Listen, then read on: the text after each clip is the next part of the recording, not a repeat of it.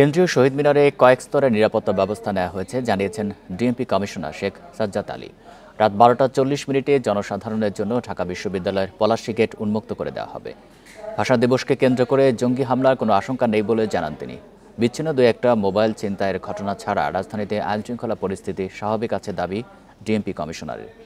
শুক্রবার বেলা 2টা পর্যন্ত নিরাপত্তা দায়িত্বে থাকবে পুলিশ বাহিনী, সঙ্গে থাকবে ডিএমপির ট্রাফিক বিভাগের সদস্যরাও।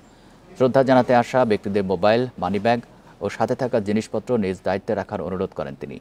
এদিকে শহীদ মিনারে চলছে শেষ মুহূর্তের প্রস্তুতি, সাজিয়ে তোলা হচ্ছে পুরো শহীদ মিনার প্রাঙ্গণ। শহীদ মিনারের চতুর্পাশে 1 কিলোমিটার রেডিয়াসের ভিতরে আমাদের বিভিন্ন মোবাইল টিম সতর্ক অবস্থায় নিরাপত্তা ব্যবস্থা নিশ্চিত করবে।